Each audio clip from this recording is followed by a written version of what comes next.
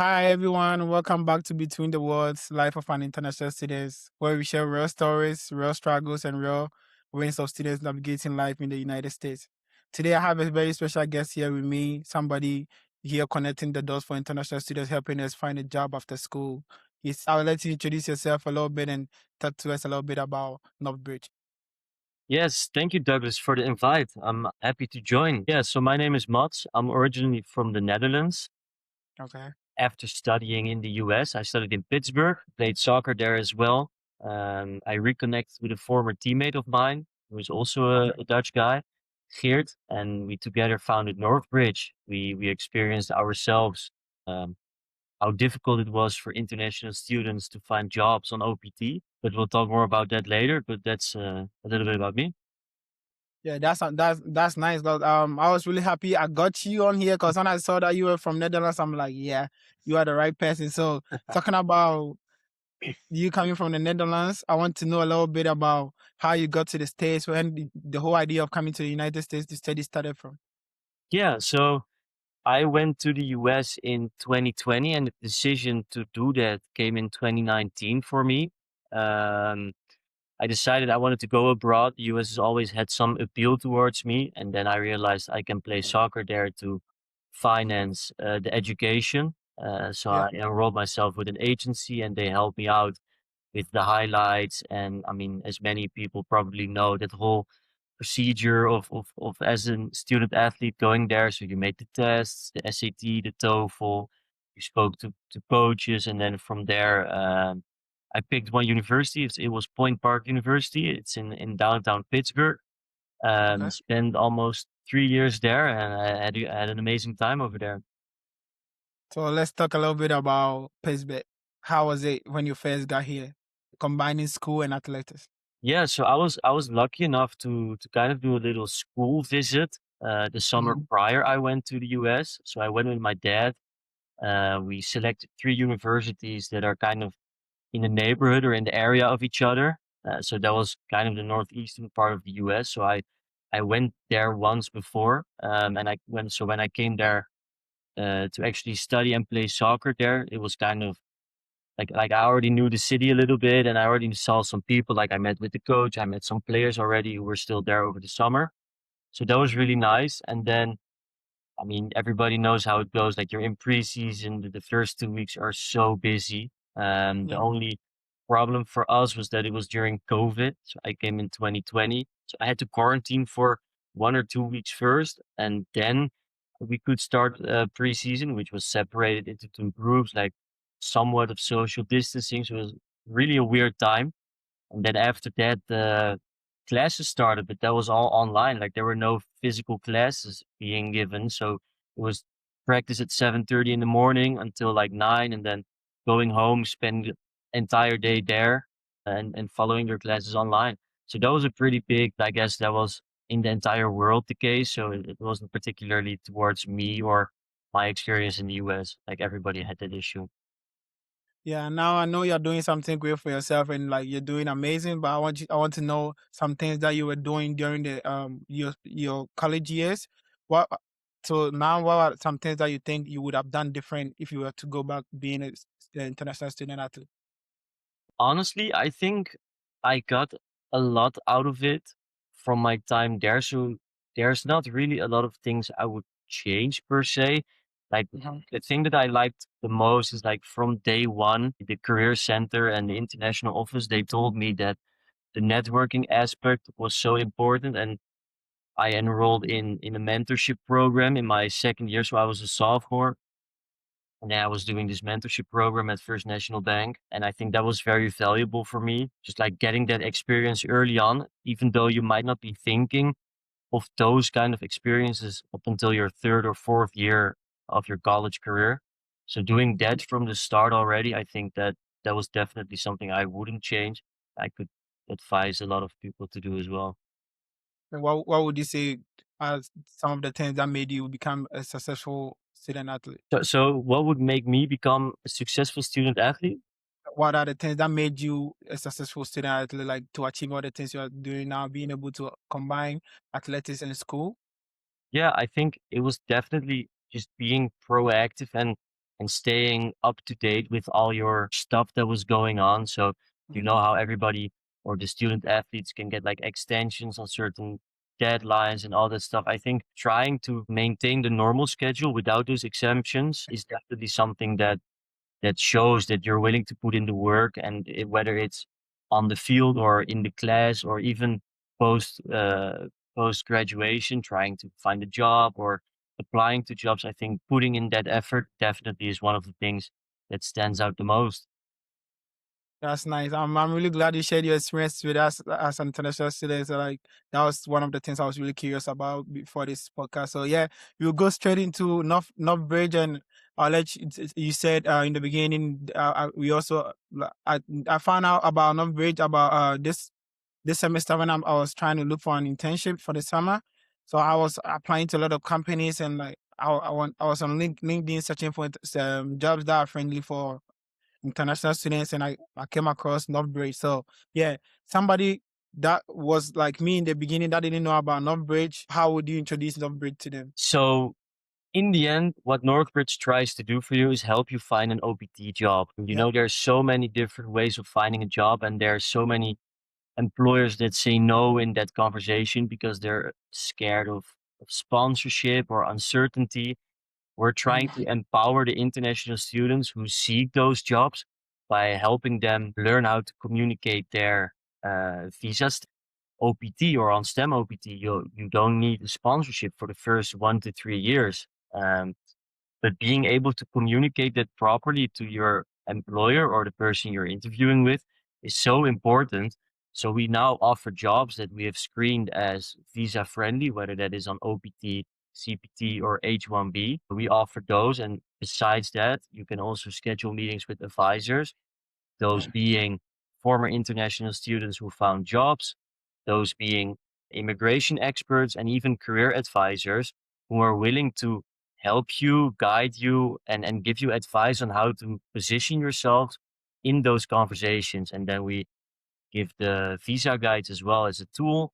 And then you can immediately apply that to the jobs that we have listed on the platform. So what would you say is the biggest challenges international students face during the job search? Think the main thing, the main problem that currently is out there is that there's so many employers that don't know about the OPT whatsoever. Like you're an international student, you know you have work authorization on this F1 extension, which is called the OPT. But there's just so many employers out there that don't know about that at all. So you're just talking to a wall. They're scared. They're immediately associating that with the sponsorship of the H1B work visa, which is definitely not the case.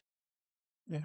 So that is, I think, the biggest issue out there, and there are many ways to solve it, and we're trying to do best we can in being a part of that solution. So I'm an international student graduating, about to look for a job. What are the things that I will have to do to stand out to people employing?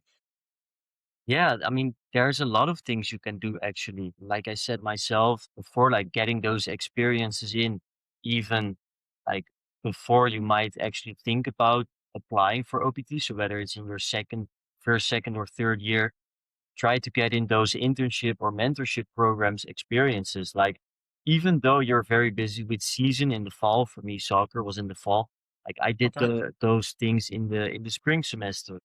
And then even more importantly might be start networking from early on. Like go out there, talk to people at events face to face, because that still is the number one way we've seen international students find a job in the US. It's through a referral or someone they know or someone else that said, "Hey, I know a person that works here.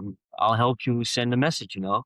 So those things from kind of early on already, even though you might not be thinking about doing that, are Mhm. so valuable for international students to make it easier for themselves in actually getting through in those interview conversations. And then, of course, you need to have the knowledge yourself about your visa situation. So you need to have your story straight about, I don't need sponsorship for the first 1 to 3 years. It doesn't cost you as an employer anything because the OPT application fee is for the student, for example. Being able to communicate that clearly also is very important in those conversations we've seen. So yeah, my next question will be about the resume. That that's another issue. There's a lot of templates out there. Me myself right now I have about 4 different resumes. So I got one from my professor who is I think head of SHRM. I don't know if you heard of that SHRM or I think it's I'm trying to find the right word, but it's for H house around Midwest and Chicago, this Chicago area. Okay. So yeah, so he made one for me with he edited my resume. Got here now. Now I'm getting my MBA at Huntington. So I met somebody who worked in HR too, and she also gave me a whole different resume right now. So now I have like different 4 different types of resumes. What would you say is a good or a good enough resume to be presented to some an employee, or what are certain details that needs to be on there? Yeah. So, I mean, like you said, there are so many different opinions about what is a good resume and what not. Like, I think the main thing to do is kind of tailor the resume to the job you're applying to. So make sure that the skills, like your the skills you currently have on your resume might cover the skill they're looking for, but it doesn't match exactly. So you can tailor your resume so it matches on those skills they're putting in the job description. Personally, from my background, like I'm from the Netherlands, and from resumes I've seen from people in the US, whether that were American students or fellow international students, their resumes were so long, like 3 or 4 pages full of texts, and like it was almost a written story. Like I did this and this and this, and just keeps on going and keeps on going. I think from what I've been using and what I've seen work as well is a more concise resume. So it doesn't need to be 3 pages long or something like that. It can be 1 or maximum 2 pages, list your experiences, your story. Like even with AI, you can rewrite it so it's more concise. It's not too long about what you're trying to say on your resume. And then more in a bulleted way, I think making a clear and concise resume. So in one screenshot or snapshot, they can see who you are as a person and what values you might bring with you to that certain company or the job you're applying to. I think definitely that is in length the first thing I would suggest. Okay, adding on to that, like me, I have a background of managing my family's business back in Ghana. So I managed my family business for about almost 6 months, 7 months period where I was talking to wholesalers and everything, making sure the stores are restocked, retailed, and making sure employees are doing like making sure that day to day operations are being run and all that. Somebody like me having the background from back home and also having an experience here, like it makes my experience very lengthy. Do I have to add my experience from back home on my resume, or it's not important? No, I think it definitely is. Like you said, from the experience you have from running the family business back home, that shows a certain type of commitment and all around versatility. And if there's a certain job you're applying to, like, for example, let's say you now want to pursue software engineering or something data analytics, it might not be as relevant to the job, but it still shows you as a person, what you are, like willing and capable of doing lots of different things. Like you don't shy away from doing the dirty work, for example. You don't shy away from actually doing the stuff yourself and not putting it off to other people. I think it's definitely worth the experience to put on your job or on your resume. I mean, So anybody with the experience from back home is important to add it on there yeah, if I you are mean, I correct. still have it on my resume. I have stuff I did prior to when I went to the US. I have stuff on my resume that I did while I was in the US, and I have stuff on my resume that I'm doing now post graduation and all those stuff. Like if there's like 15 different work experience, you might want to filter some of them out because then it would become too long. But you don't need to only have US experiences on your resume whatsoever. Like I think it's very valuable that you show the international experience you have. Like it's pretty significant, I would say, that international students leave their home at such an early age. Like I think I left when I was 18 or 17. I went to the US. Like that takes courage and a lot of effort to do it. Like, not a lot of people do it. Like, that says a lot about a person. So I would just definitely put it on there if I were you. So I will. I took it out some time ago, so I think Right. I'll definitely put it back on. I know some teammates who also took DS out because like we thought it might not be necessary since now we are looking for jobs in here. So like yeah, thanks for that advice. I will definitely put it back on my So you resume. So you decided to take it out because it might not be relevant in the US, or you wanted to put other stuff there, or what was the reason you took it out? so for me, the reason why I took it out was because one, I thought it might not be it might not be important here since it's a whole different country with a whole different culture and everything. And secondary, I had accumulated different experience here. Got to a point I was working like 3 jobs as an international student, in Tramurals, doing my internship and working at the gym, and also being assistant coach for the JV when I was playing at Indiana Tech. So like at the time I was like doing a lot of things. So like Yeah. when I try to put all those things on my resume, like it leaves no room for other stuff too. So like those were some of the reasons why I was taking them off.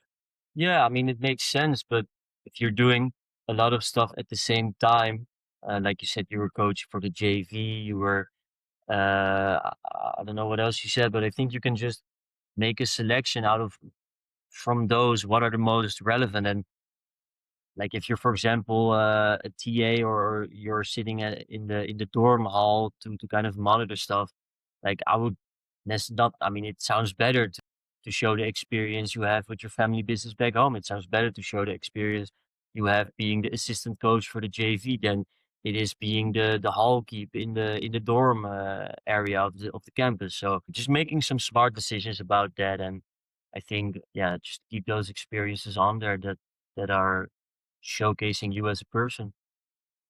Yeah, thank you for that advice. Yeah, from this some I think that for me personally, this is one thing I've gained from the conversation so far. So yeah, after this, I'll go back and edit it and make sure I put it back on. So yeah, let's. Definitely, I mean, I got a free advice from this. So yeah, definitely, yeah. so yeah, let's talk about OPT and CPT. There's a lot of conversations about this, and like there's a lot of how do I say, I don't want to say rumors, but everybody has their own perceptions and opinions about it. How would you explain this to? So if you're looking at OPT versus CPT, you can do CPT is part-time while you're still studying. Like, Mm. you have a maximum of 20 hours a week you can work for it to qualify as CPT. If you're exceeding that, which is possible, you're doing OPT while you're studying. So CPT is part-time while you're studying, less than Mhm. 20 hours per week. If you want to do more than that, it's fine. You're allowed to, but then you lose your rights to do OPT post graduation. So I would Okay. suggest doing CPT while you're studying. It's literally just a part-time internship that you can do. It doesn't have to be on campus. It can be any job related to your studies. And then after you've done your CPT, you graduate and you apply for OPT, which is the optional practical training. You can do that full time. You're being paid like an American person would, because that's literally the rules from the USCIS. Like, you have to earn a similar wage, get similar chances, and do similar activities as you would giving it to a domestic candidate, for example. So CPT during studies, less than 20 hours per week. OPT post graduation, full time, full pay. What would you say that there are some mistakes that has come to you about people? What mistakes people do when it comes to these two? I think you mean mixing the two up, or any problem someone might face with Yeah, any either. problem?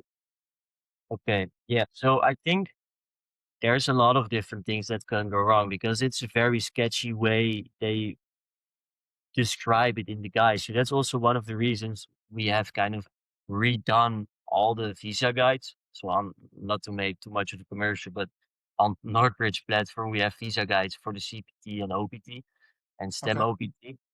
There's a lot of mixing up with the application days. I think you can apply for OPT 90 days prior to graduation and Okay. 60 days after you graduate, but then your graduation date is not set in stone. You know, it can be May 1st, but it can also be May 8th.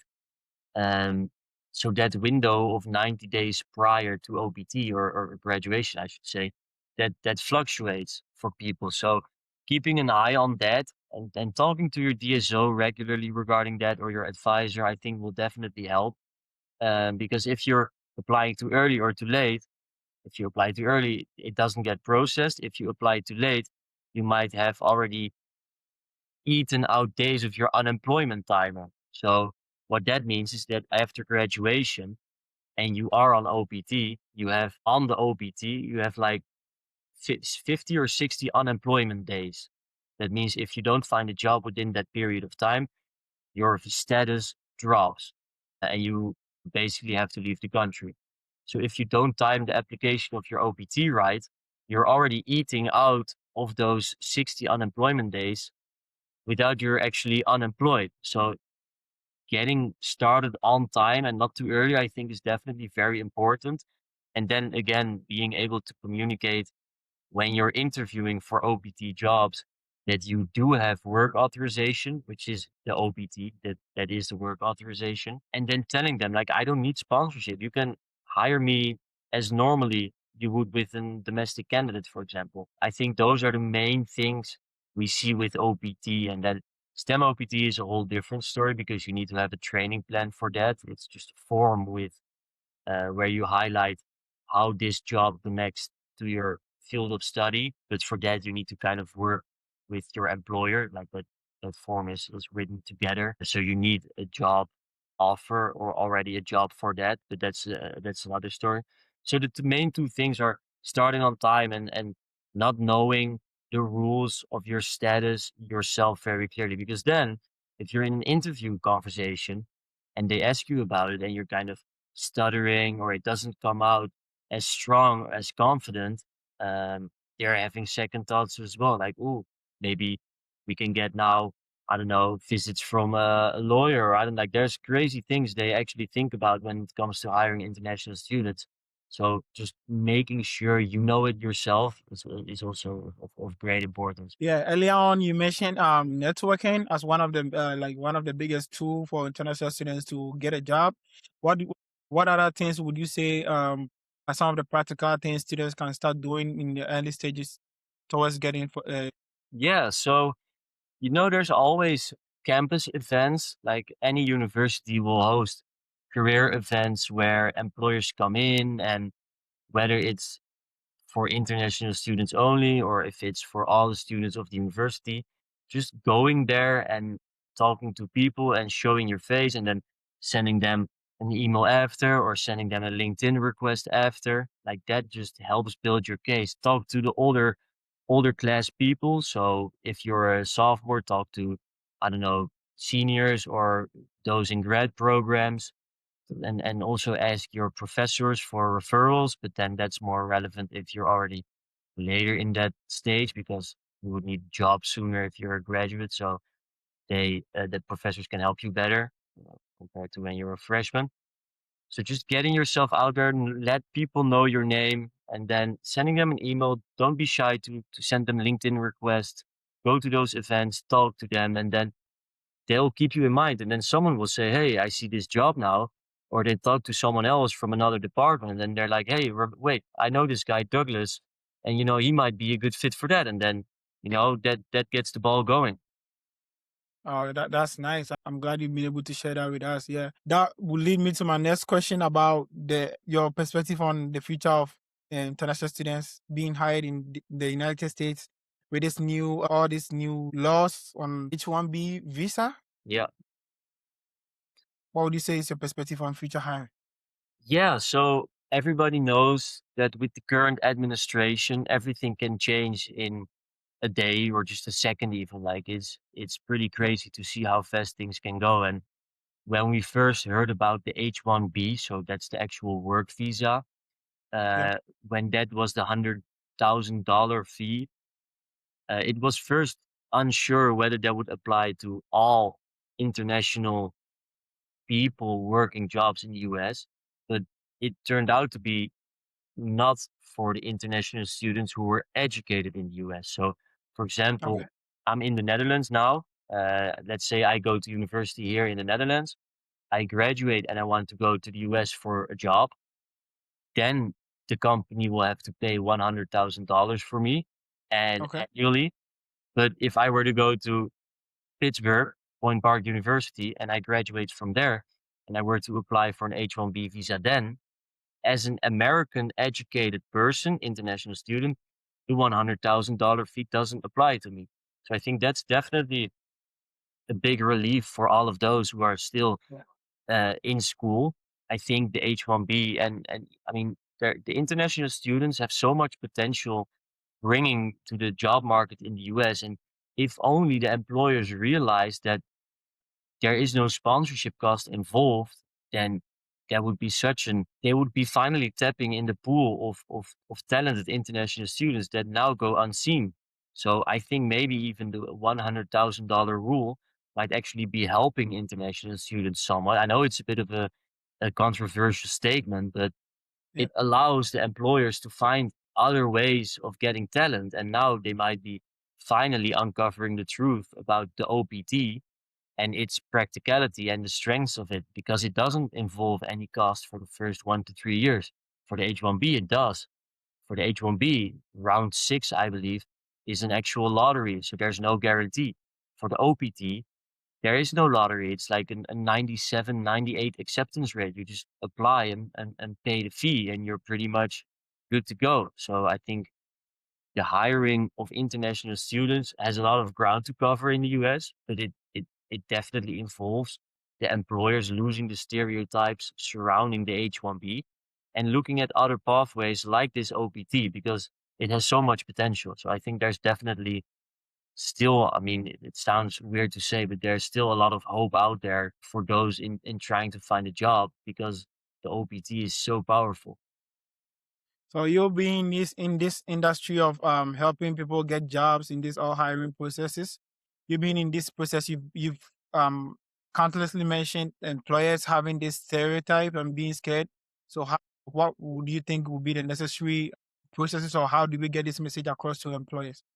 Yeah, so that's the thing where like all the international students themselves can do a lot of the work, like by simply knowing, your situation. So if you're able to communicate that clearly to the person you're having those interviews with, then they'll reach a point of realization like, hey, this person says he doesn't need the 1 to 3, he doesn't need sponsorship. Like he can work 1 to 3 years without us paying any money besides his normal wage we would have to pay.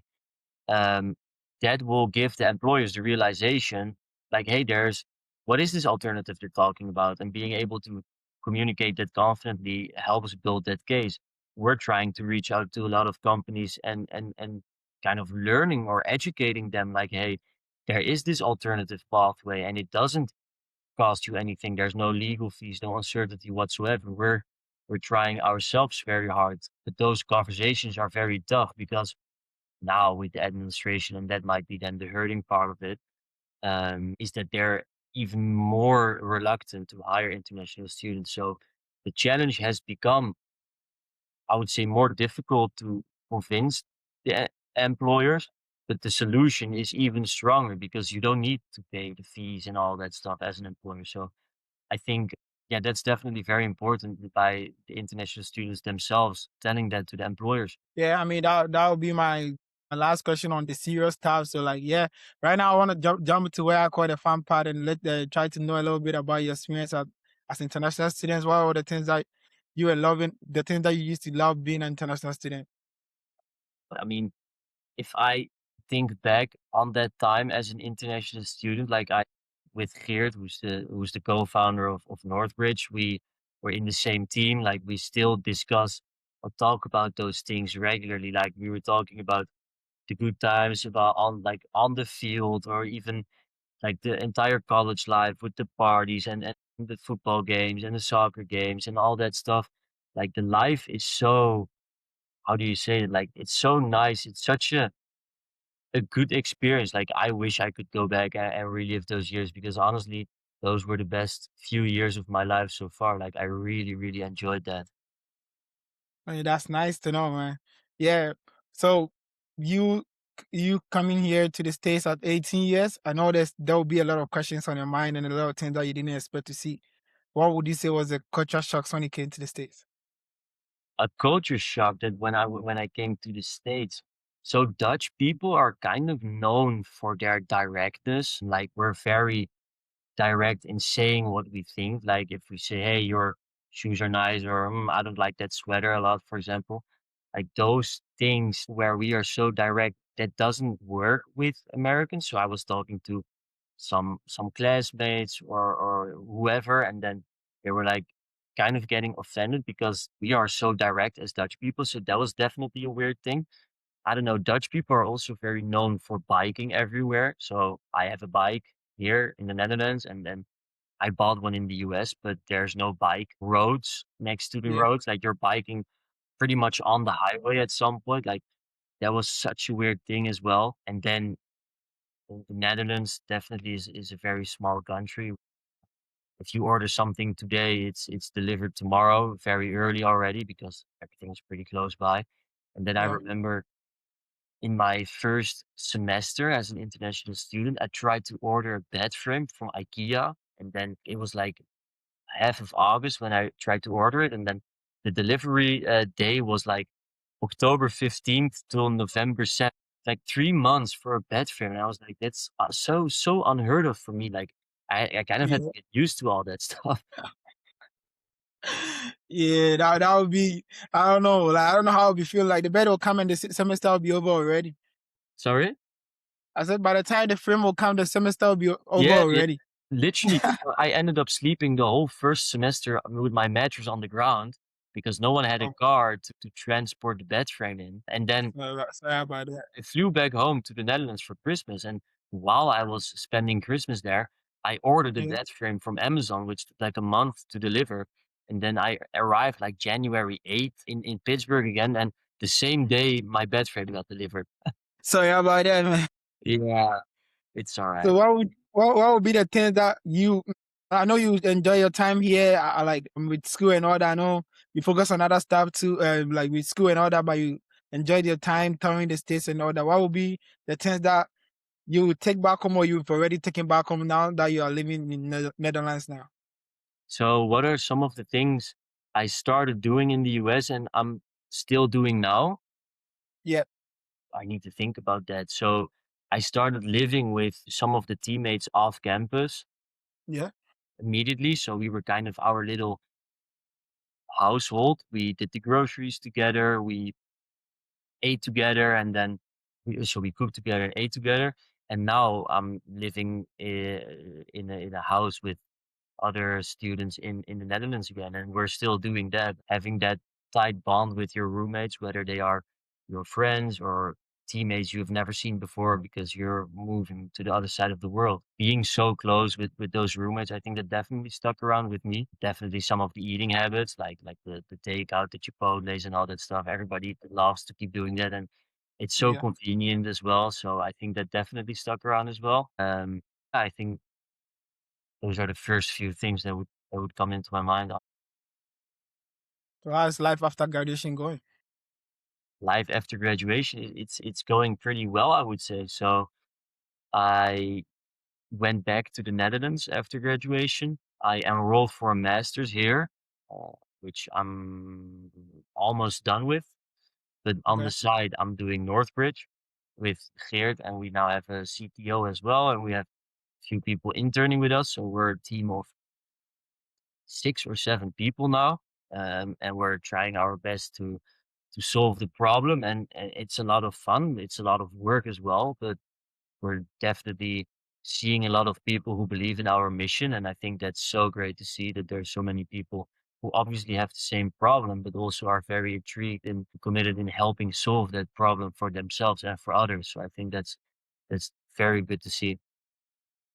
Thank you, Matt. I really appreciate you for joining me today and like giving us a good education on how to navigate our life here as international students. Thank you for your time today. Yes, no And then problem. my fellow, If there's other questions or anyone listening who wants, I don't know, to talk or advice, just reach out to us on LinkedIn or email us on Northbridge Student from the website. Like you can find us online. So definitely consider doing that. yeah, I'll put a Northbridge email and like LinkedIn in the subscription of this video. So guys, tap into the subscription and follow them and check their website out. I checked it out and I'm loving it the way it's making life easy for us to find job, internships, and yeah, I started talking to my teammates about it. So yeah, I'll do my part on letting people know because like this, what I love to do. Like I love the phrase "doggy help this, doggy help me." Let's do this. That's some of the phrase that making me happy. So yeah, I'll keep on with the good work and let people know about this. So yeah, as I said earlier, thank you for joining us today. Really appreciate you. And yeah, I'll end this now and I'll send you an email later. Yeah, Thank you very much. perfect. Guys, It was a pleasure for being here. Thank you so much. you're welcome. Yeah. Guys, hit the subscribe button and I'll keep on bringing you more of this. See you later. Bye. Bye bye.